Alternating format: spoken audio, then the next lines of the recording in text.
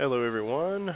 Welcome to episode 3 from the Mentalist of MGTOW, and I'm having myself a casual morning today with a nice cup of coffee, and I wanted to discuss a question that a friend of mine posed to me about reasons why men are currently single. Well, I've covered a little bit of this stuff in a past video talking about self-preservation, and just to go over some specific numbers, they're from the University of Michigan back in 2012 study they conducted by Professor Starr.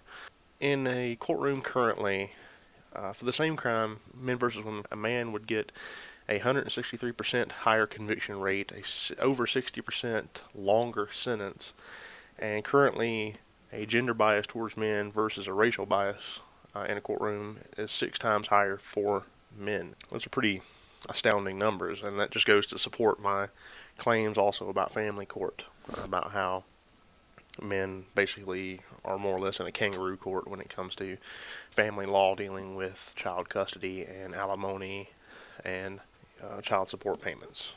I've got a couple of friends now that are getting screwed over years later by their ex-wives. I have a friend currently that has an ex-wife that's going after a lawsuit settlement that he just got and had nothing to do with her whatsoever. So now she's going after that years down the road. So it's just not worth it. Self-preservation, guys, you've got to realize that ring is a trap. Just don't do it. I mean, you've got over a 50% divorce rate right now, and 80% of those divorces are initiated by women. It's not worth it. You will put yourself in a sling. All the odds, all the math, all the numbers are stacked against you in a society where women are looking to take advantage of a man's utility and basically have him as a disposable male. Lock you in, get your stuff, kick you out. That's the three-step process, and you are not immune to it. She is not different. The numbers tell the story. Guys, you tell me, how many times have you seen a man treated as disposable? A woman gets together with this guy, tries to use him for whatever she can get out of him, play him for his resources, and then throw him to the side. We are used as utility during relationships in this day and age. And I'm sure I'm going to get the not all women are like that, the NAWALT theory. Uh, okay, sure they're not. Experience has taught me that you're wrong. Watching other relationships has taught me that you're wrong. You watching other relationships and other experiences taught you that you're wrong. You need to understand that, if you're in love with this woman, you've got chemicals in your brain that are tossing around and making you blind to these theories. I mean, you can look at the scientific research. Relationships will make you weak because your brain is getting pumped full of chemicals that trigger that love response. You need to let the logic settle into your brain and realize that you are not immune to numbers, to trends.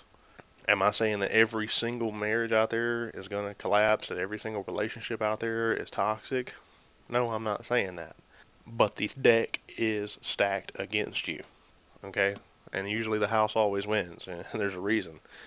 It's probability returns, okay? It's math. Another reason that a lot of guys are single is because everything we do is considered not enough in a relationship. We're shamed for that by the female in the relationship, for not, quote unquote, manning up. Well, why can't you woman up and be a good partner to your man and support him and help raise him up instead of kicking him while he's down, thinking that that is going to help him? Who gets helped by being kicked when they're down? No. You raise a person up, you hand them back some resources they need to get going, and you turn them back loose. Maybe kick them in the ass playfully on the way out the door, but hey, you support people. You don't kick them while they're down.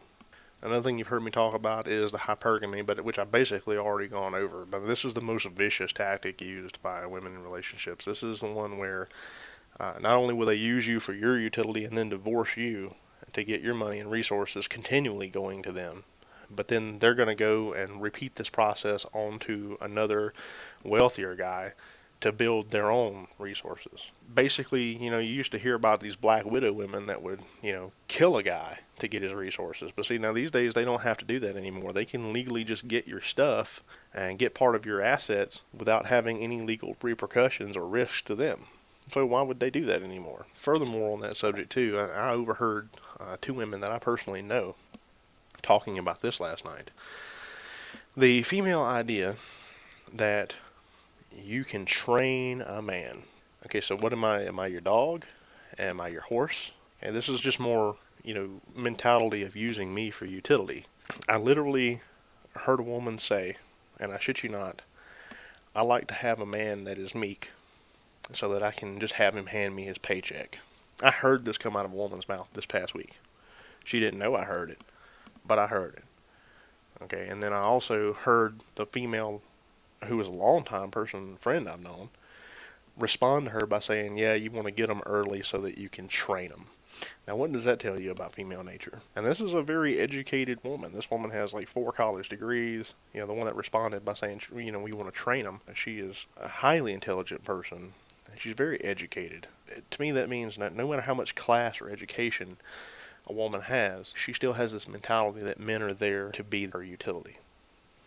So you have to be aware of those things. All right, gentlemen, I think that's going to wrap up the reasons why men are single, and specifically even reasons why I am single, because these are the things I see.